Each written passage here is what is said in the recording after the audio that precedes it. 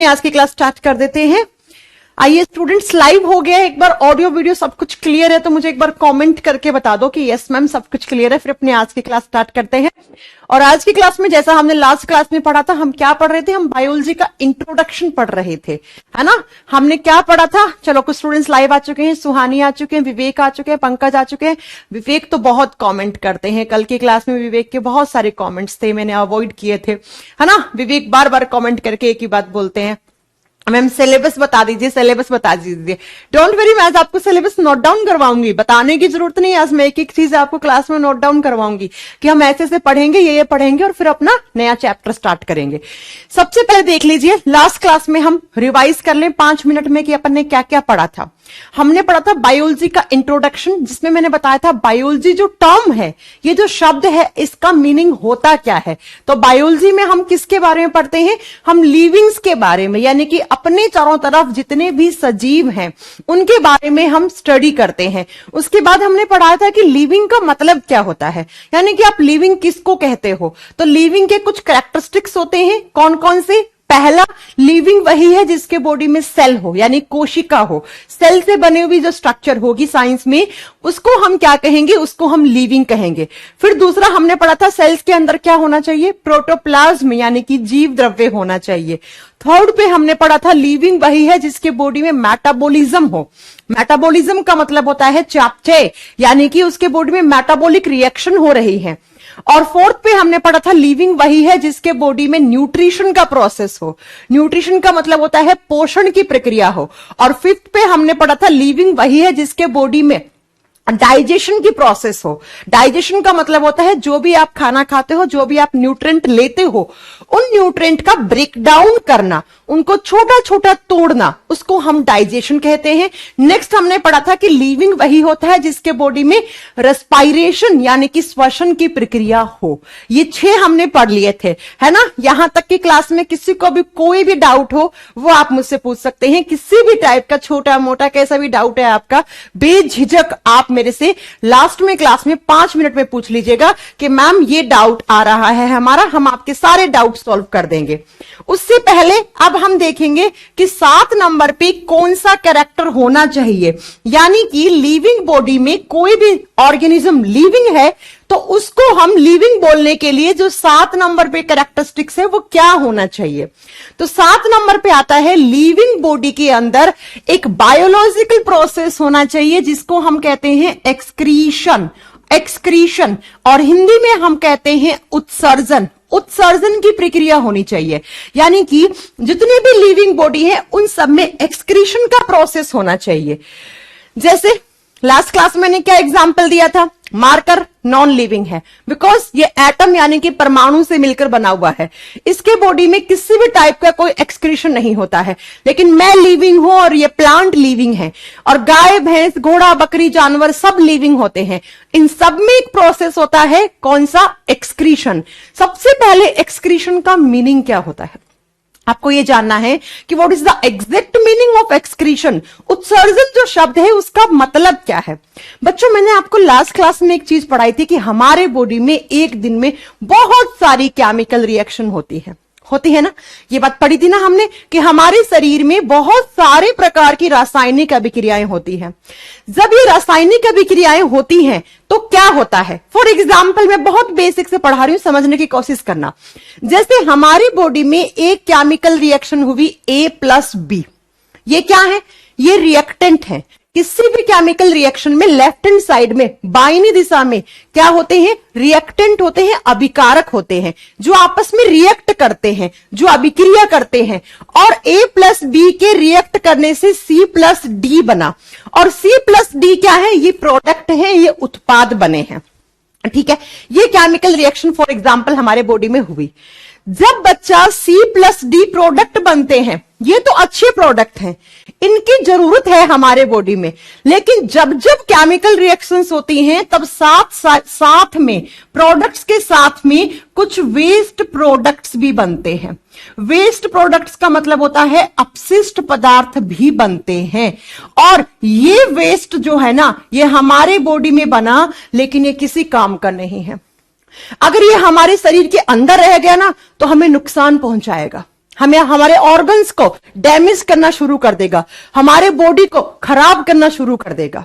यानी कि मैम आप ये कहना चाह रही हैं कि जब हमारे बॉडी में different types of chemical reactions होती हैं, जब हमारे शरीर में विभिन्न प्रकार की अभिक्रियाएं होती हैं, तब उत्पाद के साथ साथ कुछ वेस्ट प्रोडक्ट्स भी बनते हैं।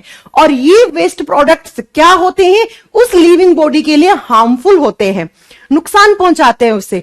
तो इनको क्या करना पड़ेगा? इनको रिमूव करवाना पड़ेगा। और ये जिस भी प्रोसेस के थ्रू रिमूव होते हैं, ये जिस भी प्रोसेस के थ्रू रिमूव होते हैं, उसी को हम क्या बोलते हैं? एक्सक्रीशन कहते हैं। उसी को हम उत्सर्जन की अभिक्रिया कहते हैं। जी हां, जितने भी लिविंग बॉडी होते हैं उन सब में एक्सक्रीशन होता है। जैसे मैं हमारी बात करूं, आप सांस छोड़ते हो, है ना? अच्छे से सांस छोड़ी। सांस जब छोड़ती हो, उसमें सबसे ज्यादा कौन सी गैस का अमाउंट होता है? Carbon dioxide. कभी सोचा है कि कार्बन डाइऑक्साइड को हम क्यों छोड़ते हैं बाहर? ये हमारे किसी काम का नहीं है। और कार्बन डाइऑक्साइड बनता है हमारे बॉडी में। याद है लास्ट क्लास में मैंने आपको क्या पढ़ाया था? लास्ट क्लास में मैंने आपको पढ़ाया था कि ग्लूकोज को जब ऑक्सीजन तोड़ता है तो हमारे बॉडी में carbon dioxide plus water plus बहुत सारा एनर्जी रिलीज होता है। और मैंने कहा था बहुत अच्छे से कि ये कार्बन डाइऑक्साइड हमारे बॉडी के लिए किसी काम का नहीं है। आप देखो ना, पानी काम का है, एनर्जी काम का है, लेकिन पानी और एनर्जी बना तो साथ में CO2 भी तो बना ना, और ये CO2 किसी काम का नहीं है। तो इस CO2 को क्या करना पड़ेगा? इसे रिमूव करना पड़ेगा, इसे हमारे शरीर से बाहर छोड़ना पड़ेगा। अदरवाइज आपके शरीर में बहुत सारा CO2 हो गया ना, तो कार्बोनिक एसिड ज्यादा बन जाता है और वो नुकसान पहुंचाता है आपके ऑर्गन्स को। तो मैं यही तो बताना चाह रही हूं कि हमारे बॉडी में बहुत सारे क्या बनते हैं? वेस्ट प्रोडक्ट बनते हैं। जैसे यूरिन, पेशाब, आप पेशाब करते हो, है ना? तो उस पेशाब में बहुत सारे हार्मफुल प्रोडक्ट्स बाहर निकल जाते हैं। अब अगर किसी इंसान की किडनी खराब हो जाए, पता है ना आपको, अगर किडनी खराब हो जाएंगे तो क्या हो जाएगा? वो इंसान धीरे धीरे धीरे धीरे वो इंसान अपनी आखिरी स्टेज में आ जाता है। क्यों? क्योंकि किडनी यूरिन बनाते हैं, पेशाब बनाते हैं। और अगर पेशाब नहीं बनेगा तो पेशाब में जो जितने भी खराब चीजें होती हैं, वो सारी चीजें आपके बॉडी से बाहर नहीं निकलेंगी और वो धीरे धीरे आपके शरीर के अंदर ही डिपॉजिट होती जाएंगी और अल्टीमेटली आपका बॉडी खराब हो जाएगा, आप मर जाओगे, है ना? तो इसीलिए मैंने कहा एक्सक्रीशन लिविंग्स का एक मोस्ट इंपॉर्टेंट कैरेक्टरिस्टिक्स बनता है। अब आप में से बहुत सारे बच्चे के दिमाग में आ रहा होगा, क्या प्लांट एक्सक्रीशन करते हैं? बिल्कुल करते हैं, बिल्कुल करते हैं। मैं एक एग्जांपल देती हूं आपको। आप सुबह सुबह प्लांट के नीचे जाना और प्लांट को ऐसे हिलाना, उसके डालियों को, बहुत सारा पानी की, ओस की बूंदें आपके शरीर पे आके गिरती है। वो क्यों गिरती है पानी की बूंदें? क्योंकि वो एक्सेस वाटर होता है प्लांट के अंदर, और एक्सेस वाटर प्लांट को नुकसान पहुंचा सकता है। इसलिए प्लांट ट्रांसपीरेशन कर देते हैं, वाष्पोत्सर्जन कर देते हैं। कुछ प्लांट से आपने गोंद देखा, गोंद मिलता है। कुछ प्लांट से लैटेक्स, रबड़ जिससे बनाते हैं हम लैटेक्स, दूध जैसा एक पदार्थ मिलता है। ये सब क्या है? ये सब एक्सक्रीटरी प्रोडक्ट हैं। और ये कौन सी प्रोसेस के थ्रू बाहर निकलते हैं प्लांट से? एक्सक्रीशन। तो बच्चों, जितने भी सारे लिविंग्स होते हैं उन सबके अंदर एक्सक्रीशन का प्रोसेस होता है, यानी कि वो सब उत्सर्जन की प्रोसेस करते हैं। और एक्सक्रीशन में क्या करते हैं? वो अपने वेस्ट प्रोडक्ट्स को रिमूव कर देते हैं। और जिस केमिकल प्रोसेस के थ्रू हो रहा है उसी को हम एक्सक्रीशन कहते हैं। ठीक है, समझ में आ गई मेरी बात? मछली, भैंस, घोड़ा, बकरी, जानवर सब करते हैं एक्सक्रीशन। तो सातवां कैरेक्टर क्या हो गया कि मैम लिविंग बॉडी में क्या होना चाहिए? एक्सक्रीशन का प्रोसेस होना चाहिए। लिविंग वही है जिसके बॉडी में एक्सक्रीशन का प्रोसेस हो रहा है। अगर एक्सक्रीशन किसी भी बॉडी में नहीं हो रहा है तो हम उसको लिविंग में कंसीडर नहीं करेंगे। तो ये 7th नंबर पे लिविंग्स का क्या था? कैरेक्टरिस्टिक्स था। ओके, चलो अब 8th नंबर पे चलते हैं। नेक्स्ट 8th पे कौन सा आता है? 8th पे आपकी एनसीईआरटी कहती है कि लिविंग वही है जिसके बॉडी में सेंसिटिविटी की प्रोसेस हो। अब ये सेंसिटिविटी क्या होती है? आप लोग कमेंट करके मुझे बताएंगे कि सेंसिटिविटी, कभी ना कभी नहीं तो आपने ये शब्द सुना होगा ना, यार वो बहुत सेंसिटिव है। सुना है ना, यार वो बहुत सेंसिटिव है, उसको ज्यादा आप हर्ट मत करा करो। वो सेंसिटिव पर्सन है। सुना है ना? चलो, सेंसिटिविटी क्या होता है? हिंदी में बोलते हैं संवेदनशीलता। इसको संवेदनशीलता, संवेदनशीलता इसका मतलब क्या होता है? साइंस कहती है कि लिविंग बॉडी के अंदर सेंस करने की कैपेसिटी होनी चाहिए। अब सेंस करने की मतलब, जैसे बहुत ही अच्छा सा एग्जांपल देती हूं मैं आपको। आप इस कमरे के अंदर गुलाब के फूल रख दो, मेरी नाक क्या कर लेगी? मेरी नोज उस गुलाब के फूल की जो स्मेल है उसकी पहचान कर लेगी और मैं कहूंगी ये तो गुलाब के फूल है। आप मेरी आंख पे पट्टी भी बांध दोगे और मुझे गुलाब सुंघाओगे तो मैं बता दूंगी, है ना? मैं आपको देख पा रही हूं, आपके कमेंट्स देख पा रही हूं, सेंस कर रही है कौन? मेरी आंख है। अब मुझे चांटा मारो, मुझे दर्द होगा यहां पे, क्यों? क्योंकि मेरी स्किन सेंस कर रही है। यानी कि जो लिविंग्स होते हैं उनमें सेंसिटिविटी की प्रोसेस होती है। जैसे अभी ठंड है तो मुझे ठंड लगेगी, गर्मी है तो मुझे गर्मी लगेगी। आप मुझे बारिश में बाहर छोड़ दोगे, बारिश बहुत तेज होएगी तो मेरा बॉडी थोड़ा सा क्या होगा? शिवरिंग, कपाने लग जाएगा, हल्की फुल्की ठंड लगने लग जाएगी मेरे बॉडी को। यानी कि सेंस करने की कैपेसिटी होनी चाहिए लिविंग्स में। और हमारे बॉडी में सेंस करने के लिए हमें भगवान ने सेंसरी ऑर्गन भी दिए हैं। संवेदनशीलता को पहचानने के लिए हमें ऑर्गन्स दिए हैं। जैसे आंख किसका सेंस करती है?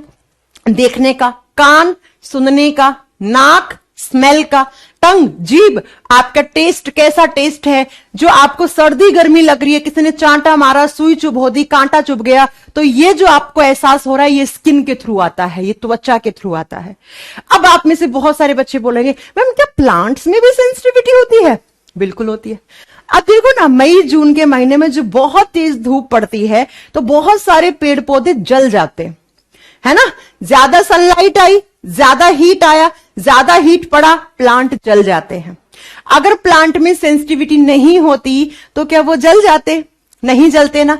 आप खुद सोचो, प्लांट्स को सनलाइट जरूरी है, लेकिन ज्यादा सनलाइट पड़ जाएगी तो वो प्लांट्स के लिए नुकसान पहुंचा देती है, वो प्लांट को जला देती है। पॉइंट समझ में आ रहा है मेरा? तो प्लांट्स के अंदर भी सेंस करने की कैपेसिटी होती है, क्षमता होती है। बाकी सारे जानवरों में होती है। तो लिविंग वही है जिसके बॉडी में सेंसिटिविटी हो। आपने सुना होगा हमारे मम्मी पापा कहते हैं रात को पेड़ पौधों को टच नहीं करना चाहिए, है ना? और पेड़ पौधों को भी काटते हो तो बहुत दर्द होता है उनको भी, है ना? बिल्कुल सही बात है ये। अगर पेड़ पौधों को भी काटते हो तो उनको भी दर्द महसूस होता है, बिल्कुल होता है ना? तो याद रखिएगा, सेंसिटिविटी का भी एक प्रोसेस होता है लिविंग्स के अंदर। और नेक्स्ट 9 नंबर पे जो आता है वो आता है एडेप्टेशन। ये सब आपको नोट्स में मिल जाएगा, इनका डेफिनेशन लिखा हुआ सब कुछ नोट्स में मिल जाएगा। एडेप्टेशन होना चाहिए। बायोलॉजी कहती है कि लिविंग बॉडी में अडेप्टेशन की प्रोसेस होने चाहिए। अडेप्टेशन का मतलब होता है अनुकूलन। अडेप्ट करने की क्वालिटी होनी चाहिए। जो एनवायरनमेंट के चारों तरफ जैसी कंडीशन चल रही है उसके हिसाब से अपने आप को ढाल लेना अडेप्टेशन होता है। यानी कि चारों तरफ जो वातावरण में जिस तरीके की कंडीशन चल रही है उसके हिसाब से अपने आप को ढाल लेना। सुना होगा ना, एक चार्ल्स डार्विन ने एक थ्योरी दी थी, है ना? कौन सा? Survival of the fittest. यानी कि जो सबसे ज्यादा फिट होगा वही उतना ही ज्यादा अच्छा सर्वाइव कर पाएगा। जैसे मैं आपको एक बहुत अच्छा एग्जांपल देती हूं। अभी कोविड आया था, कोरोना आया था, कोरोना आ गया था एनवायरमेंट में। अब आपको क्या करना था? अपने आप को कोरोना से बचाना था। अब बचाने के लिए आपको सारी चीजों का ध्यान रखना पड़ता था, मास्क लगाना था, है ना? उसके बाद आप किसी से मिल नहीं रहे थे। आपको अगर कोरोना हो भी गया था तो आप आइसोलेट हो रहे थे एक कमरे के अंदर। अगर आप उस वातावरण की जो गिवन कंडीशन थी, उस समय गिवन कंडीशन थी कि भैया इस कोरोना वायरस से बच जाओ, उसके हिसाब से अगर आप नहीं चलते तो आपको कोरोना हो जाता, और हो जाता तो आपको पता ही है फिर क्या होता। तो कहने का मतलब है कि जो भी एनवायरमेंट की गिवन कंडीशन है उसके हिसाब से अपने आप को ढाल लेना अडेप्टेशन यानी कि अनुकूलन कहलाता है। सर्दी आ गई, सर्दियों में सर्दियों के कपड़े निकाल लेते हो, अडेप्ट कर लिया ना एनवायरमेंट की कंडीशन को। गर्मी आ गई, पंखा एसी चला लेते हो। अगर पंखा एसी नहीं चलाओगे तो गर्मी में क्या हो जाएगा आपको ही पता है।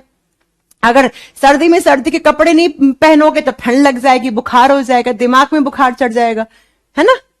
तो बच्चा ऐसे प्लांट देखो ना आप, इधर सन निकला है तो प्लांट क्या करते हैं? सन की तरफ ऐसे मुड़ जाते हैं।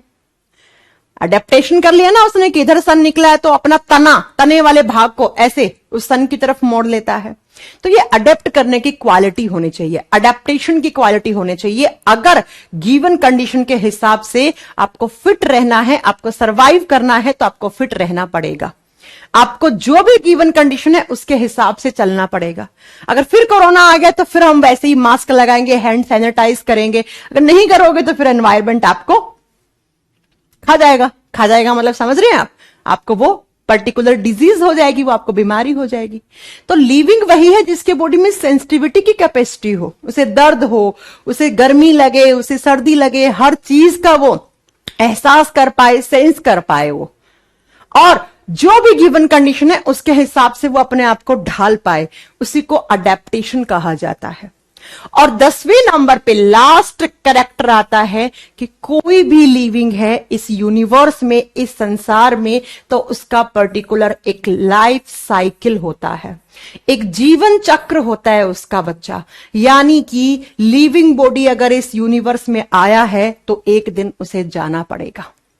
जी हां, ये परम सत्य है। आप सब सुनते होंगे हमारे बुजुर्ग लोगों से कि जो आया है उसको तो जाना ही पड़ेगा, है ना। तो प्लांट्स भी मरते हैं, हम लोग भी मरते हैं, गाय भैंस घोड़ा बकरी जानवर, सबका एक लाइफ स्पेन फिक्स है। आपने सुना होगा जो आपका कॉकरोच होता है वो 250 से, कॉकरोच नहीं सॉरी, वो टोटोइस कछुआ जो होता है, कछुआ 300 साल तक जिंदा रह सकता है ना। हम लोगों का साइंस कहती है कि अगर हम लोगों को कोई बीमारी नहीं है तो ऑन एन एवरेज ह्यूमन 70 साल तो भैया जिंदा रहेंगे ही रहेंगे। यानी कि हमारा लाइफ स्पेन कितने दिनों का है, हमारा जीवन काल 70 साल का माना गया है। अब अगर इस बीच में आपको कोई बीमारी हो जाए खतरनाक, तो फिर वो एक अलग कंडीशन है ना। लेकिन हर एक लिविंग बॉडी है, गाय भैंस घोड़ा बकरी जानवर प्लांट, ये सब की डेथ होनी है। जन्म से लेकर मरने के बीच में जो एक इनका चक्र चलता है उसी को लाइफ साइकिल कहते हैं। जैसे फॉर एग्जांपल हमारी बॉडी की हम बात करते हैं कि हमारा लाइफ साइकिल कैसे चलता है। आप जानते हैं हम लोग कैसे बने, हम लोग कैसे बने? तो बच्चों देखो, जो ह्यूमंस होते हैं वो कैसे बनते हैं। एक मेल गैमेट होता है जिसको हम स्पर्म यानी शुक्राणु कहते हैं, एक कोशिका होती है शुक्राणु, और एक होती है ओवा जिसको हम अंडाणु बोलते हैं। ये दोनों जब मिलते हैं तो इनके मिलने से एक नया सेल बनता है ऐसे, और ये किसी भी लिविंग बॉडी का फर्स्ट सेल होता है। आप मैं हम सब जिस एक कोशिका से बने हैं ना, जो प्रथम कोशिका थी हमारे बॉडी की, उसको हम जाइगोट कहते हैं, उसको हम जाइगोट कहते हैं, इसको हम युग्मनज कहते हैं। जाइगोट क्या है? First cell of human body, वो सेल जिससे हम सब मिलकर बने हुए हैं। ये जाइगोट बना, फिर इस जाइगोट से धीरे धीरे एक सेल से अनेकों सेल बनेंगी, टिश्यू बनेंगे, ऑर्गन्स बनेंगे, तो हम बोलते हैं फीटस बन गया। फीटस अभी मां के गर्भाशय में है, अभी मां के ही वोम्ब में है फीटस। फीटस से धीरे धीरे उसके सारे ऑर्गन्स बन गए तो हम बोलते हैं एम्ब्रियो बन गया, भ्रूण बन गया। फिर भ्रूण का क्या होता है? जन्म होता है। हम बोलते हैं बच्चे का जन्म हो गया, और बच्चे का जब जन्म होता है तो वो कितने दिन तक आप जानते हैं, उसको हम बोलते हैं उसका चाइल्डहुड, उसका बाल्य अवस्था शुरू हो गया है। फिर क्या होता है? वो बच्चा अडल्ट होता है 18 साल के बाद, उसकी टीनेज स्टार्ट होती है, और फिर वो अडल्ट हो जाता है 18 के बाद। फिर वो धीरे धीरे धीरे क्या होता है? वो ओल्ड एज की स्टेज में जाता है, उसका बुढ़ापा, उसका वृद्धा अवस्था शुरू हो जाती है, और फिर उसकी अल्टीमेटली डेथ हो जाती है। तो बच्चा ये जो था ना, यहां से लेकर यहां तक प्रोसेस, इसी को लाइफ साइकिल कहते हैं, इसी को लाइफ साइकिल कहते हैं। जैसे ये मार्कर है, इसका लाइफ साइकिल फिक्स नहीं है, ये लिविंग ही नहीं है ना। मैं इसको अभी चाहूं तभी तोड़ दूं इसको, समझ रहे हो आप? तो लेकिन हम लोगों का गाय भैंस घोड़ा बकरी मछली कबूतर मेंढक सबका लाइफ साइकिल फिक्स होता है। फिक्स का मतलब जैसे मैंने कहा ना, ऑन एन एवरेज हम लोग 70 साल तक जिंदा रहते हैं। ऐसे ही जो टोटोइज होते हैं, जो कछुए होते हैं, वो 250 से 300 साल तक जिंदा रहते हैं। ऐसे हर एक ऑर्गेनिज्म का, हर एक जीव का लाइफ साइकिल फिक्स है, उसके बीच में वो अपने सारे काम करता है। तो जैसे हमारा लाइफ साइकिल ऐसे बना, यहां हम ऐसे बने और बन के हम ऐसे चले गए। इसलिए कहते हैं कि ये अंतिम सत्य है, ये परम सत्य है कि जो भी लिविंग बॉडी आया है उसको जाना तो पड़ेगा इस यूनिवर्स से, इस संसार से उसको जाना तो पड़ेगा ही। ठीक है बच्चों, तो ये आपके 10 कैरेक्टरिस्टिक्स थे किसी भी लिविंग बॉडी के। अब आपको समझ में आ गया होगा। कुछ बच्चे सोच रहे होंगे मैम क्या पढ़ा रही है, हमें कुछ समझ नहीं आ रहा है। चलो सुनो, मैंने पढ़ाया कि बायोलॉजी में हम लिविंग्स के बारे में पढ़ते हैं, और लिविंग्स क्या होते हैं? जिनके अंदर ये 10 कैरेक्टर हैं। सजीव वो होते हैं जिनके अंदर ये 10 लक्षण होते हैं, उनको हम सजीव कहते हैं, और ये हम सब में होते हैं, और हम सब लिविंग्स हैं। और इन्हीं लिविंग्स के बारे में पढ़ना बायोलॉजी है, जीव विज्ञान है। शायद अब आपको कुछ टर्म्स, आपको बायोलॉजी, आपको लिविंग के बारे में पता लग गया होगा। ठीक है, पॉइंट क्लियर हो गया। अब थोड़ा सा हम सिलेबस डिस्कस करते हैं, सारी चीजें डिस्कस करते हैं, और फिर अपना चैप्टर स्टार्ट करते हैं, है ना। चलिए बच्चों सुनो, मैंने कहा कि बायोलॉजी वो ब्रांच है जिसमें हम लिविंग्स के बारे में पढ़ते हैं। हो गया क्लियर। अब बच्चों ये जो बायोलॉजी है ना, इसकी बहुत सारी ब्रांचेस होती हैं, बहुत सारी ब्रांचेस होती हैं। आप मुझसे पूछोगे मैम कितनी ब्रांच होती हैं? अनकाउंटेबल, नई नई ब्रांचेस भी आती रहती है। जैसे आपने सुना होगा डर्मेटोलॉजी, है ना, आपने सुना होगा हिपैटोलॉजी, आपने सुना होगा neurology, nephrology, botany, zoology, microbiology, बहुत सारी ब्रांचेस होती हैं। लेकिन जब हम वनडे एग्जाम्स की बात करते हैं तो हमें 4 ब्रांचेस पढ़नी होती है। कौन कौन सी, जरा देख ले, यहीं से अपना सिलेबस बन जाएगा। आप में से बहुत सारे बच्चे कल की क्लास में कमेंट कर रहे थे ना कि मैम सिलेबस क्या है, सिलेबस क्या है। मैंने बताया भी था कि बच्चा नेक्स्ट क्लास में मैं आपको सारा सिलेबस नोट डाउन करवा दूंगी, है ना। चलिए सुनो, सबसे पहला बायोलॉजी का वो ब्रांच जो सबसे बड़ा है और जो वनडे एग्जाम में सबसे ज्यादा पूछा जाता है, दैट इज जूलॉजी। जू का मतलब होता है एनिमल्स, जानवर। मैं आज जू गया था, जू में क्या देखे? एनिमल्स देखे। ओलॉजी का मतलब होता है स्टडी करना, जानवरों के बारे में स्टडी करना, to study about animals and human body.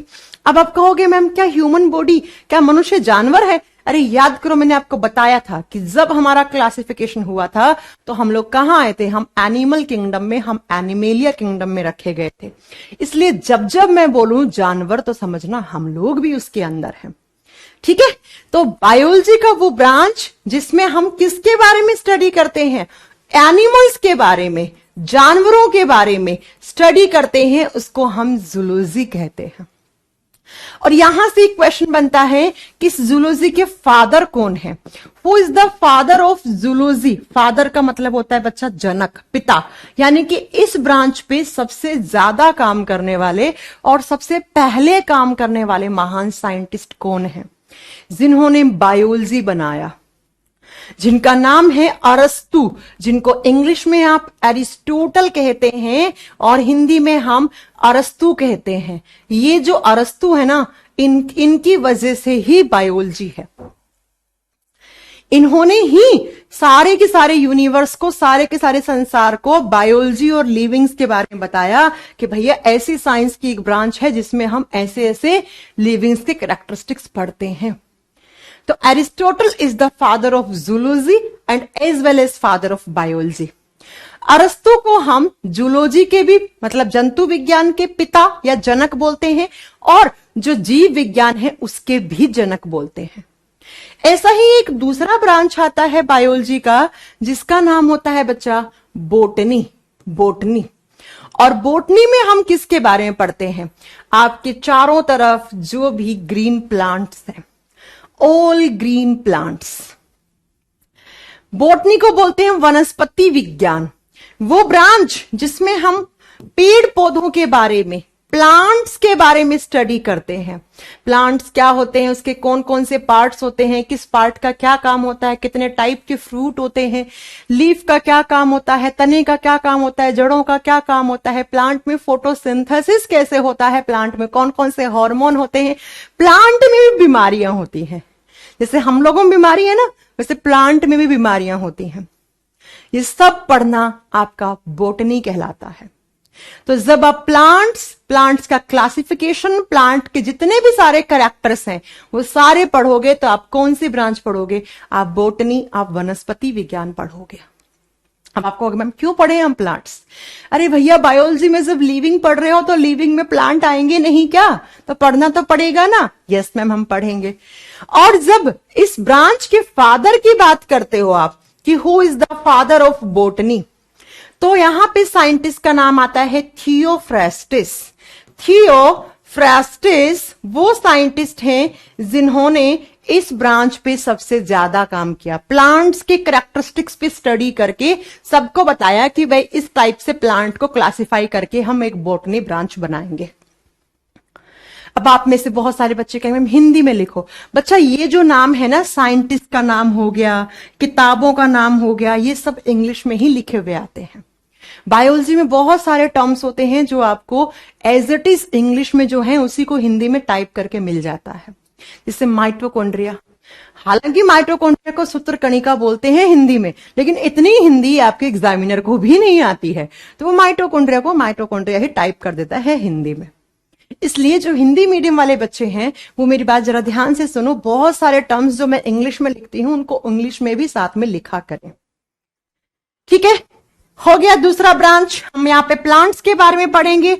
और जो तीसरा ब्रांच आता है दैट इज माइक्रोबायोलॉजी।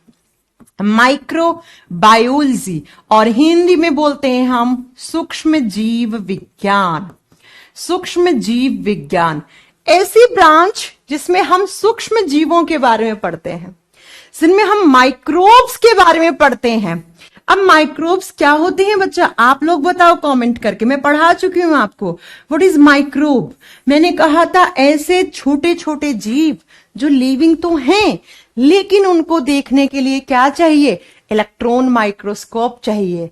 जो नग्न आंखों से दिखाई नहीं देते हैं उनको देखने के लिए इलेक्ट्रॉन माइक्रोस्कोप चाहिए, लेकिन वो लिविंग है। जैसे इस कमरे में बहुत सारे बैक्टीरिया हो सकते हैं, बहुत सारे वायरस हो सकते हैं, लेकिन मुझे नहीं दिख रहे हैं।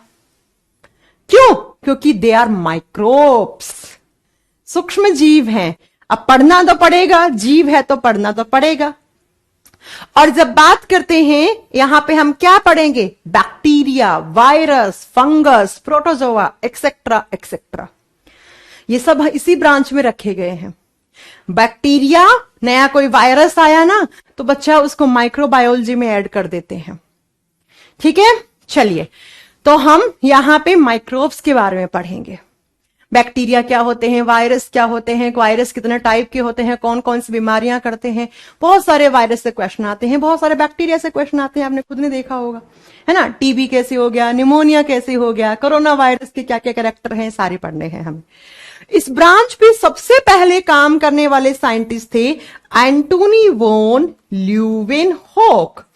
एंटोनी वॉन ल्यूवेनहॉक, इनको कहा गया है father of microbiology. Antonie van Leeuwenhoek ji को हम क्या बोलते हैं? इनको हम फादर ऑफ माइक्रोबायोलॉजी कहते हैं। लेकिन आजकल इनकी जगह हम लुईस पास्चर को भी माइक्रोबायोलॉजी के फादर, मॉडर्न माइक्रोबायोलॉजी के फादर हम लुईस पास्चर जी को भी कंसीडर करने लगे हैं। लेकिन एग्जामिनर जब भी डालेगा आपके ऑप्शन में यही डालेगा।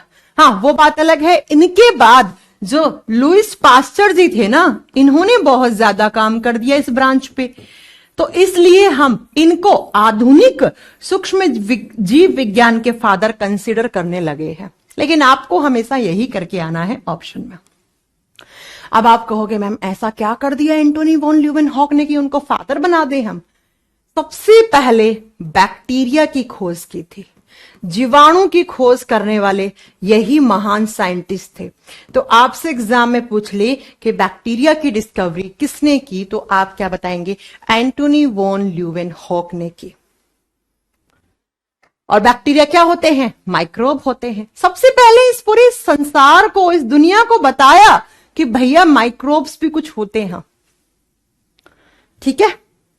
और फोर्थ नंबर पे जो ब्रांच आएगी जो आपको पढ़नी होगी दैट इज जेनेटिक्स। 4 नंबर पे आती है, उसको हम जेनेटिक्स कहते हैं। उसको हम आनुवांशिकी विज्ञान कहते हैं। और जेनेटिक्स में हम क्या पढ़ते हैं? अच्छा, आजकल तो बहुत सुनते हो, अरे यार मेरे बहुत बाल झड़ गए। क्यों? क्योंकि मेरे पापा के भी बाल झड़ गए थे, है ना। यानी कि मेरे पापा को भी बाल झड़ने की दिक्कत थी और पापा से मेरे में ट्रांसफर हो गई यार। सुनते हो ना। या मेरे पापा को डायबिटीज हुई थी 25 साल में, मुझे भी डायबिटीज हो गई है। यानी कि ये कैरेक्टर्स कहां से मिले आपको? पिछली पीढ़ी से। तो जेनेटिक्स वो ब्रांच होती है जिसमें हम ऐसी बीमारियों के बारे में पढ़ते हैं, ऐसे लक्षणों के बारे में पढ़ते हैं जो हमें पिछली जनरेशन से मिलते हैं, जो पिछली पीढ़ी से मिलते हैं। जैसे मैंने बताया आपको, बहुत सारे ऐसे जीन्स होते हैं, बहुत सारी ऐसी डिजीज बीमारियां होती हैं जो हमारे बॉडी में हमारे माता पिता से आए हैं, हमसे हमारे बच्चों में जाएंगे, हमारे बच्चों से उनके बच्चे में जाएंगे। वही हमें सबसे पहले यहां पर पढ़ने हैं। ये वो ब्रांच है जिसके अंदर हम आनुवांशिक लक्षणों और आनुवांशिक बीमारियों के बारे में पढ़ते हैं। जैसे आपने सुना होगा, बहुत सारी ऐसी बीमारियां होती हैं जो जेनेटिकली ट्रांसफर होती हैं, ठीक है। और आपने एक साइंटिस्ट का नाम यहां पे पक्का सुना होगा, 10वीं क्लास तक तो सब पढ़ के आए हैं भैया। क्या? Sir ग्रीगर zone Mendel. याद है मेंडल जी? मेंडल जी को हम क्या कहते हैं? सर ग्रीगर जोन मेंडल को फादर ऑफ जेनेटिक्स कहते हैं। क्यों? क्योंकि इन्होंने सबसे पहले मटर के पौधे पे एक्सपेरिमेंट करके जेनेटिक्स ब्रांच को सबके सामने इंट्रोड्यूस किया था। याद है वो अपन स्कूल में बनाते थे, capital T, small T, capital T, small T, है ना। मटर के पौधे पर एक्सपेरिमेंट किए थे मेंडल जी ने। यहां से इस स्लाइड से आपको यह याद रखना है कि वनडे एग्जाम में हमें ये चारों ब्रांच पढ़नी है, यहीं से क्वेश्चन आएंगे। हमें एमबीबीएस नहीं करना है, हमें नीट के एग्जाम की तैयारी नहीं करनी है, अदरवाइज 2-3 ब्रांच और ऐड हो जाती है आपकी। समझ गए? क्वेश्चन क्या क्या आएगा स्लाइड से तो आप देख लो बच्चा।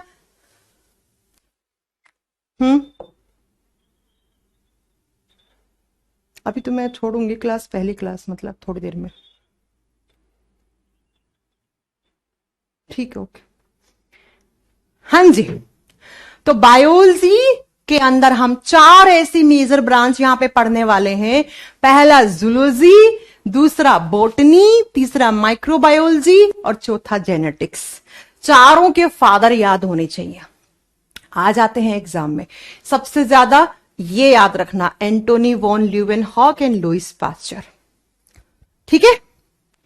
अब जरा सिलेबस लिख ले। बहुत सारे बच्चे एक्साइटेड है ना सिलेबस नोट डाउन करने के लिए। मैम ने सिलेबस नहीं बताया, मैम ने सिलेबस नहीं बताया। आइए जरा लिखवा देते हैं और समझा भी देते हैं कि हम कैसे कैसे पढ़ेंगे। मैंने कहा ना, एक ही बार साइंस पढ़नी है, लेकिन ऐसी पढ़नी है कि उसके बाद नहीं पढ़नी पड़े, ऐसी पढ़नी है कि उसके बाद नहीं पढ़नी पड़े। तो सब कुछ नोट डाउन करवा के। अच्छा, कल की क्लास में बहुत सारे बच्चों का एक डाउट था कि मैम ये बताओ कि हम नोट्स कैसे बनाएं।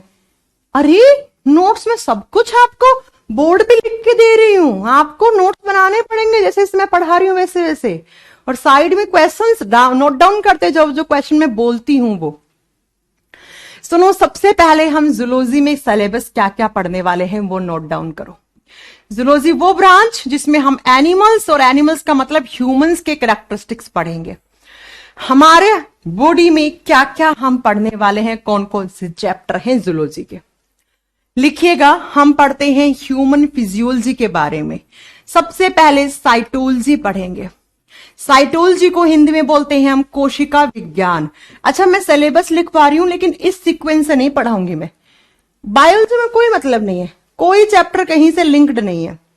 अब कोई भी चैप्टर रैंडमली पढ़ सकते हो, ऐसा नहीं है कि साइटोलॉजी पढ़ा तभी कुछ समझ में आएगा। ना ना ना ना ना, जो आप बोलोगे वो चैप्टर स्टार्ट करूंगी मैं ऐसे नहीं चलती कि जो मैं घर से सोच के आती क्या पढ़ाना है क्या नहीं। टाइम हो गया है हर पढ़ाते पढ़ाते, ये थोड़ी सोचेंगे क्या पढ़ाना है क्या नहीं, ठीक है। सब समझ में आएगा, कहीं से भी कोई चैप्टर पढ़ लो। पहला साइटोलॉजी कोशिका विज्ञान। देखो क्या क्या पढ़ेंगे, बहुत बड़ा चैप्टर, 10 क्लास खा जाता है। सेल क्या होती है, सेल के बारे में पढ़ना ही साइटोलॉजी होता है। सेल क्या होती है, कितने टाइप की होती है, बैक्टीरिया की सेल कौन सी होती है, हमारी कौन सी होती है, प्लांट और हमारी सेल में क्या डिफरेंस होता है, सेल डिवीजन क्या होता है, सेल के अंदर माइटोकॉन्ड्रिया, राइबोसोम, लाइसोसोम, प्रोटोप्लास्ट, सब कुछ पढ़ना है। ठीक है, सारा कुछ पढ़ना है यहां पे। दूसरा आ जाओ, दूसरा हम पढ़ेंगे हिस्टोलॉजी। हिस्टोलॉजी क्या होता है, टिश्यूज के बारे में स्टडी करना, उत्तक विज्ञान। टिश्यू, हमारे बॉडी में कौन कौन से टाइप के टिश्यूज होते हैं, सुना होगा आपने। एक नाम बताऊं, जो हड्डियां होती है ना, हड्डियां, आपको क्या लगता है हड्डियां क्या होती हैं? हड्डियां टिश्यू होती हैं हमारी। Bones are stronger tissue of human body. खून है, खून भी एक टाइप का टिश्यू होता है। ठीक है, ऐसे ही और भी बहुत सारे टाइप के हमारे बॉडी में टिश्यू होते हैं। एग्जाम में आता है ये जो स्किन है ना, ये कौन से टाइप के टिश्यू से बनी है, बताओ ना जरा, बताना पड़ेगा फिर। ठीक है, तीसरा चैप्टर हम यहां पे पढ़ेंगे। अब सिस्टम्स पढ़ेंगे सारे हमारे बॉडी के। जैसे हमारे बॉडी में एक सिस्टम है, दैट इज डाइजेस्टिव सिस्टम। क्या काम करता है? डाइजेशन का काम करता है भैया, पाचन का काम करता है, तो हम इसको पाचन तंत्र बोल देते हैं। वो सिस्टम जो हमारे बॉडी में पचाने का काम करता है, उसको हम पाचन तंत्र कहते हैं। जैसे डाइजेस्टिव सिस्टम में क्या क्या पढ़ेंगे, कहां से डाइजेशन शुरू होता है, खाना कहां पे खाते हो, मुंह में। मुंह में क्या, दांत, जीभ, सलाइवा, लार, फिर फूड पाइप, फिर पेट, छोटी आंत, बड़ी आंत, लीवर, सब पढ़ेंगे यहां पे। ओके, नेक्स्ट चैप्टर आता है बच्चा आपका सर्कुलेटरी सिस्टम। सर्कुलेटरी सिस्टम, और हिंदी में इसको बोलते हैं परिसंचरण तंत्र। सर्कुलेटरी सिस्टम का मतलब होता है जो सर्कुलेशन में हेल्प करे। हमारे बॉडी में बहुत सारी ऐसी चीजें होती हैं जो सर्कुलेट होती रहती हैं, घूमती रहती हैं।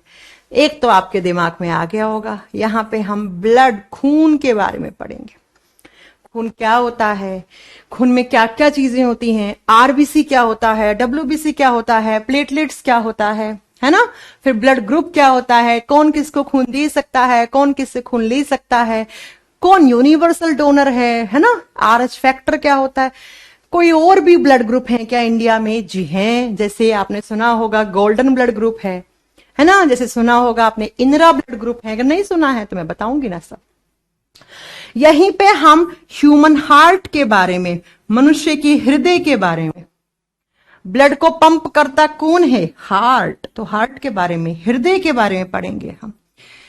हार्ट क्या होता है, हार्ट में कितने चैम्बर होते हैं, कितने वाल्व होते हैं, कैसे हार्ट में खून आता है, कैसे हार्ट से जाता है, ब्लड प्रेशर क्या होता है, बीपी कम कैसे होता है, बीपी ज्यादा कैसे होता है, बीपी को कैसे रेगुलेट रखें, हार्ट बीट क्या होता है, हार्ट साउंड क्या होता है, हार्ट अटैक क्या होता है, कार्डियक अरेस्ट क्या होता है, सब कुछ हम पढ़ेंगे। यही तो एग्जाम में आते हैं, ये एग्जाम में आते हैं, एग्जाम में कुछ अलग थोड़ा आता है। 5 नंबर पे लिखेंगे बच्चा स्केलेटल सिस्टम। स्केलेटल सिस्टम, कंकाल तंत्र। हमारे शरीर का एक ढांचा है ना, ये ढांचा है, ये ढांचा किसने बना रखा है? आपकी हड्डियों ने, बोन्स ने, हड्डियों ने बना रखा है, और साथ में जॉइंट्स ने। जॉइंट का मतलब होता है संधियां, और बोन्स का मतलब होता है हड्डियां। ये हड्डी है, ये जॉइंट है। तो एग्जाम में क्वेश्चन आता है ये कौन सी हड्डी है, ये कौन सा जॉइंट है, कौन सी संधि है, ये कौन सा जॉइंट है, ये कौन सा जॉइंट है, तो सब पढ़ा देंगे हम। हड्डी कितनी होती है? 206। तो 206 की लोकेशन पता होना चाहिए, कैसे कैसे कहां कहां होती हैं। कुछ हड्डियों के नाम याद होने चाहिए, सब हम आपको पढ़ाएंगे। ओके, चले नेक्स्ट चैप्टर पे। नेक्स्ट चैप्टर आता है रेस्पिरेटरी सिस्टम। रेस्पिरेटरी सिस्टम, श्वसन तंत्र। रेस्पिरेटरी सिस्टम, श्वसन तंत्र, वो सिस्टम जो रेस्पिरेशन में हेल्प करता है। और रेस्पिरेशन का मीनिंग पढ़ाया था ना लास्ट क्लास में। यहां पे हम मेजरली लंग्स के बारे में पढ़ेंगे, फेफड़ों के बारे में पढ़ेंगे। अच्छा, आपने देखा था ना जब कोरोना आया था तो क्या हुआ था? इंसान का ऑक्सीजन लेवल डिक्रीज हो रहा था। अगर उसको ऑक्सीजन ना मिल रहा था तो फिर बताइए आपको क्या हो रहा था। तो ऐसा क्या कर दे रहा था कोरोना लंग्स में, वही तो पढ़ना है यहाँ पे। फेफड़े हैं, क्या होते हैं फेफड़े?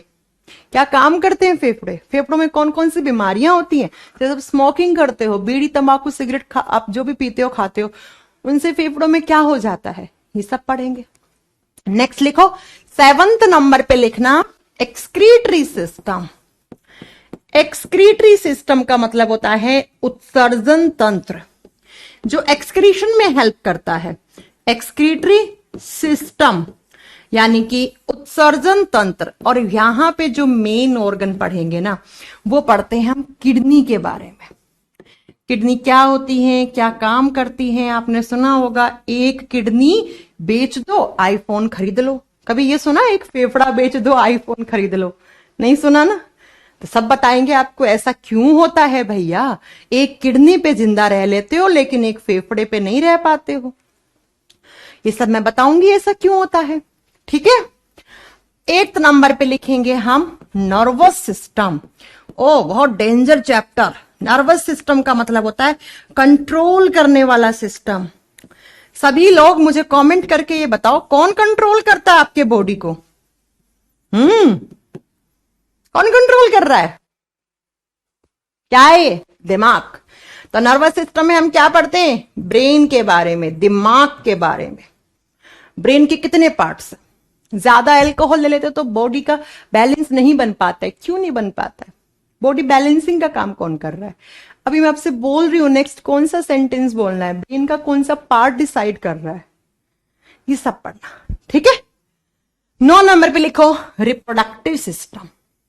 रिप्रोडक्टिव सिस्टम का मतलब बहुत सिंपल सा है कि प्रजनन तंत्र, जो जनन करवाता है, जो आपके जन्म में हेल्प किया, उसी को हम जनन तंत्र या प्रजनन तंत्र कहते हैं। रिप्रोडक्टिव सिस्टम मेल और फीमेल दोनों का अलग अलग पढ़ेंगे। बहुत सारे क्वेश्चंस आते हैं, है ना। जैसे आपसे क्वेश्चन पूछता है कि जो स्पर्म्स होते हैं वो कहां बनते हैं, कहां बनते हैं। ऐसे ही क्वेश्चन आता है ओवा, अंडाणु कहां बनते हैं, फर्टिलाइजेशन कहां होता है। और आजकल तो बहुत सारे टाइप की बीमारियां चल रही हैं रिप्रोडक्टिव सिस्टम की, वो सब हम डिस्कस करने वाले हैं यहां पे, ठीक है बच्चों। हो गया। नेक्स्ट 10 नंबर पे लिखेंगे आप मस्क्यूलर सिस्टम। मस्क्यूलर सिस्टम, मांसपेशीय तंत्र, हिंदी में लिखोगे मांसपेशीय तंत्र। यहां पे हम मसल्स के बारे में पढ़ेंगे, कितनी मसल्स होती है, मसल्स का काम क्या है, बड़ी कौन सी है, छोटी कौन सी है। मांसपेशियां, आप जानते हैं हमारे बॉडी का 70% जो वजन है ना, वो आपकी मसल्स यानी ऑर्गन्स की वजह से है। ऑर्गन सबसे ज्यादा मांस है आपके बॉडी में। तो ये कितने टाइप की मसल्स होती हैं? मांसपेशीय तंत्र, ठीक है, हिंदी में लिख लोगे ना मांसपेशीय तंत्र। कितने टाइप की मसल्स होती हैं, मसल्स कैसे कॉन्ट्रैक्ट करती हैं, कैसे रिलैक्स करती हैं, मांसपेशियां कैसे फंक्शन करती हैं, कौन सी बड़ी, कौन सी छोटी, कौन सी चौड़ी, कौन सी बड़ी, ये सब सारे क्वेश्चन यहां पे अपन कवर कर लेंगे, ठीक है। नेक्स्ट चैप्टर लिखना 11th पे ह्यूमन डिजीज। ह्यूमन डिजीज, मानव रोग। ये कौन कौन सी बीमारियां होती हैं हमारे बॉडी में? बहुत सारी होती हैं मैम, सब पढ़ लेंगे। बैक्टीरिया से कौन सी होती है, वायरस से कौन सी होती है, प्रोटोजोआ से कौन सी होती है, कवक से कौन सी होती है, कौन सी बीमारियां जेनेटिकली आती है। HIV एड्स क्या होता है, कैंसर क्या होता है, कितने टाइप का कैंसर होता है, जो फैलता है कैंसर उसको क्या बोलते हैं, जो नहीं फैलता है एक ही जगह रहता है उसको क्या बोलते हैं, कैंसर का क्या क्या ट्रीटमेंट है, सब हम पढ़ने वाले हैं। कुछ बीमारियां तो ऐसे पढ़ाऊंगी आपको नाम भी नहीं पता होंगे, अरे मैम ऐसी बीमारियां भी होती हैं क्या? बिल्कुल होती है, ठीक है। नेक्स्ट चैप्टर है ह्यूमन न्यूट्रिशन। ह्यूमंस कैसे अपना न्यूट्रिशन करते हैं, मानव का पोषण। यहां पे हम पढ़ेंगे कार्बोहाइड्रेट, प्रोटीन, फैट और विटामिन। विटामिन वाला चैप्टर यहां पे मोस्ट इंपॉर्टेंट चैप्टर बनता है बच्चा। बहुत क्वेश्चन आते हैं इससे, विटामिन वाले चैप्टर से बहुत भर भर के ये पढ़ना है हमें यहां पे,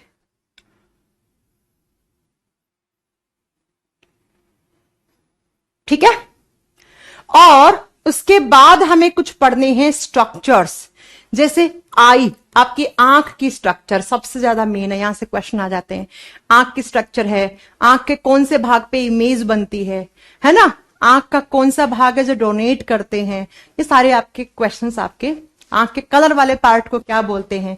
ऐसा ही नेक्स्ट एक चैप्टर लिख लो, एनिमल किंगडम, एनिमल किंगडम कैसे कैसे क्लासिफाई किया गया एनिमल्स को। जैसे आपसे मैं पूछ लूं मछलियों को कहां रखा गया है, चलो मछली छोड़ो, आप ये बता दो जो कॉकरोच होता है उसको कौन से किंगडम में रखा गया है, बताओ जरा। जंतु जगत का वर्गीकरण, जंतु जगत का वर्गीकरण। आपसे पूछ ले कछुआ कहां आता है, आपसे पूछ ले मक्खी मच्छर कहां रखा गया, बता दोगे क्या? हाँ, केंचुआ कहां रखा गया, बता दो। ऐसे ही बहुत सारे किंगडम का क्लासिफिकेशन पढ़ना है हमें। ये मेन चैप्टर है, छोटे छोटे चैप्टर तो इनमें बहुत सारे हैं जो आपको पढ़ने हैं, ठीक है। ये आपकी जूलॉजी का सिलेबस है, छोटे मोटे चैप्टर होंगे वो सब मैं आपको करवा दूंगी, इन्हीं के अंदर आपको बिल्कुल घबराने की जरूरत नहीं है। ओके बच्चों, अब लिख लो जरा दूसरी ब्रांच। दूसरी ब्रांच कौन सी थी? बॉटनी। दूसरा ब्रांच कौन सा है अपना? बॉटनी। और बॉटनी में हम किसके बारे में पढ़ते हैं? बॉटनी में हम प्लांट्स के बारे में पढ़ते हैं। तो यहां पे सिर्फ प्लांट्स की बातें होंगी बच्चा, वनस्पति विज्ञान, और इसमें सिर्फ प्लांट्स की बातें होंगी।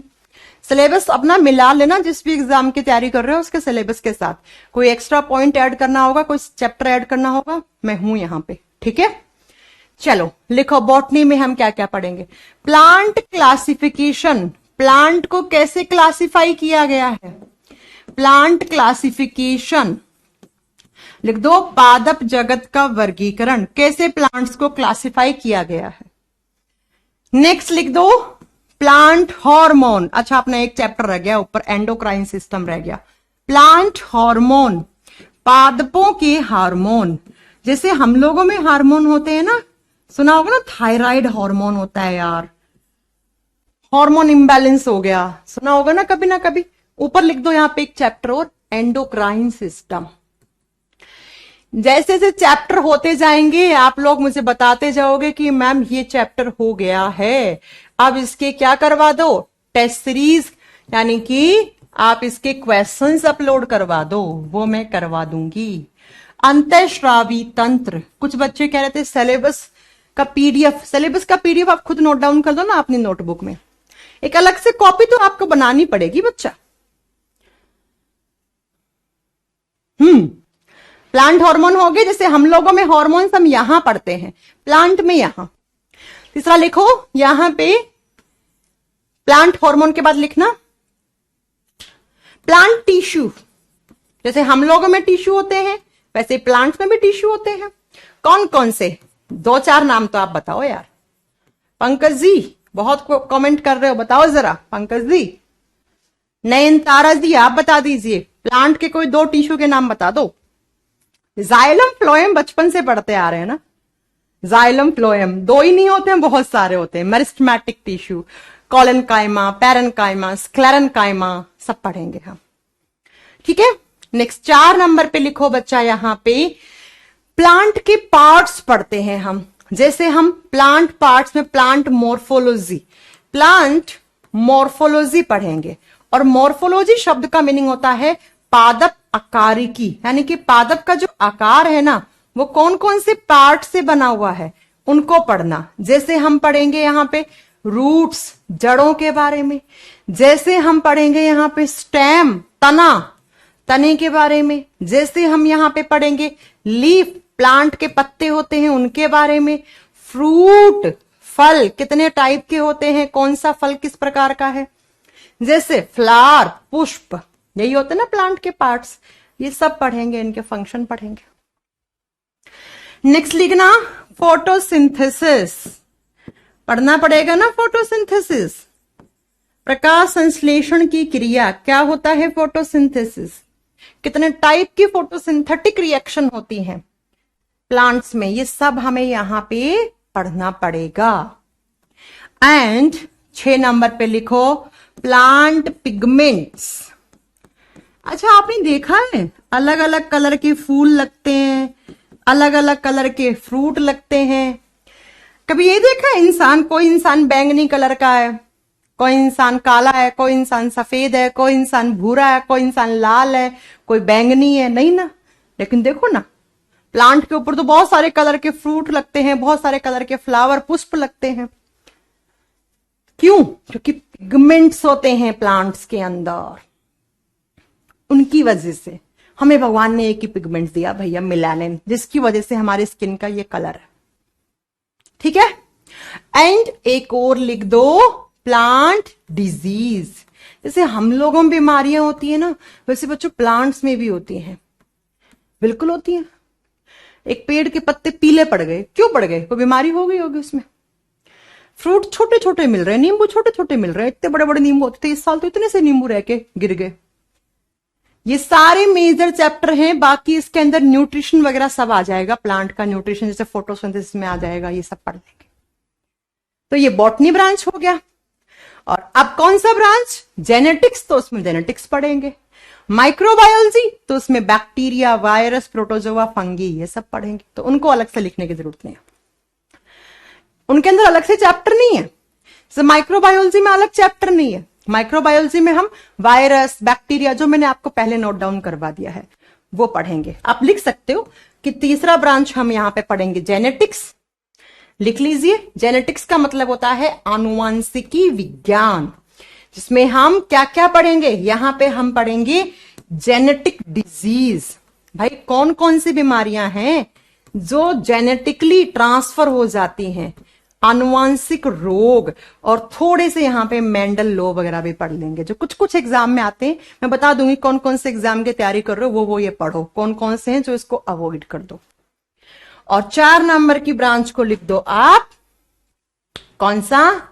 आप लिख दीजिए बच्चा यहां पे जेनेटिक्स के बाद माइक्रोबायोलॉजी, सूक्ष्म जीव विज्ञान। और यहां पे हम पढ़ देंगे बैक्टीरिया क्या होते हैं, कितने टाइप के होते हैं, वायरस कितने टाइप के होते हैं, प्लांट में वायरस कौन कौन से होते हैं, हम लोगों में कौन कौन से होते हैं। ऐसे ही हम सारे पढ़ डालेंगे यहां पे, बैक्टीरिया की स्ट्रक्चर, वायरस की स्ट्रक्चर, ये सब पढ़ डालेंगे। ये आपका सिलेबस है बच्चा। अब मत कहना कि सिलेबस का पीडीएफ अपलोड करवा दो, लिखवा तो दिया एक एक चीज, अब अपलोड क्या करवाना है इसमें? सब तो लिखवा दिया, अपलोड करवाने की जरूरत क्या है? तो इन 3 क्लासों में आपने क्या पढ़ा? बायोलॉजी का इंट्रोडक्शन एंड सिलेबस डिस्कस किया। अब मैं चाहती तो फर्स्ट क्लास में पहला चैप्टर स्टार्ट कर देती, लेकिन आप सोचो इतनी सारी चीज जो मैं आपको 3 क्लास से पढ़ा रही हूं, क्या आपको ये सारी चीजें आती थी बायोलॉजी में? नहीं आती थी तो आप बताओ, क्या मैं चैप्टर स्टार्ट कर सकती थी? नहीं ना। अब मैं चैप्टर स्टार्ट करूंगी। अब मैं जब चैप्टर स्टार्ट करूंगी ना, जैसे मैंने चैप्टर स्टार्ट किया डाइजेस्टिव सिस्टम, तो आप सबको पता है डाइजेस्टिव सिस्टम वो सिस्टम जो डाइजेशन करवाता है, और आप सबको पता है डाइजेशन क्या होता है, डाइजेशन किस टाइप की रिएक्शन है, क्योंकि मैं पढ़ा चुकी हूं, इसीलिए मैं पढ़ाती हूं बच्चों को। ठीक है, किसी को भी किसी भी टाइप का डाउट हो, आप स्क्रीन पे कमेंट करके मेरे से पूछ सकते हैं कि मैम ये डाउट है, मैं यहीं पे हूं आपका डाउट लेने के लिए। चलिए फटाक से कमेंट करो। विवेक जी बहुत कमेंट करते हो, करो। प्रिया, नयनतारा, पंकज। और कैसा क्लास लग रहा है आपको, एक बार कमेंट करके ये भी बता दीजिए, सब समझ में आ रहा है कि नहीं आ रहा है? वैसे तो कुछ पढ़ा ही नहीं जो समझ में नहीं आए, पढ़ाएंगे तो नेक्स्ट क्लास से ना। हाँ जी, सब समझ में आ रहा है? एक बार कमेंट करके बता दो कि सही लग रहा है पढ़ना, कि कुछ ऊपर से जा रही हैं चीजें। ओके राहुल, बहुत अच्छा लग रहा है मैम, बहुत बढ़िया पढ़ाते हो। रविदेश कह रहे हैं हम आपसे पहले पढ़ चुके हैं और हम जॉब भी ले लिए हैं। किसमें जॉब ले लिए हैं बेटा? पढ़ लिए हैं, फिर नौकरी भी ले ली है, फिर आगे किसी और एग्जाम के लिए तैयारी कर रहे हैं क्या? No doubt, no doubt, no doubt. चलो डाउट नहीं है तो बहुत अच्छी बात है, वैसे डाउट आना चाहिए। चलिए फिर आज की क्लास इतनी ही है, नेक्स्ट क्लास में मिलेंगे आपसे।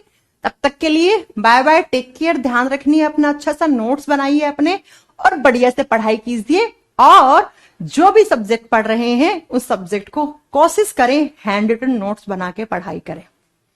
ओके, क्योंकि मैंने बताया है पढ़ी हुई चीजें, हाथ से लिखी हुई चीजें जल्दी स्टोर होती हैं आपके ब्रेन की हार्ड डिस्क में। ब्रेन में हार्ड डिस्क किसको बोलते हैं, कोई बता सकता है? हिपोकैम्पस एक ब्रेन का पार्ट होता है जहां पर जितनी भी सारी आप मेमोरी कलेक्ट करते हो वो जाके स्टोर होती है। जैसे इस कंप्यूटर में हार्ड डिस्क है, वो निकाल लूं मैं तो कंप्यूटर किसी काम का नहीं है। अगर मैं आपके दिमाग का हिपोकैम्पस निकाल लूं, दिमाग किसी काम का नहीं है, याददाश्त चली जाएगी आपको। तो वो हिपोकैम्पस ज्यादा कब काम करता है? जब आप किसी चीज को लिख लिख के याद करते हो। इसलिए कहती हूँ अपने हाथ से नोट्स बनाओ, बाकी मैं तो नोट्स अपलोड करवा ही दूंगी आपके बैच में। चलिए बच्चों,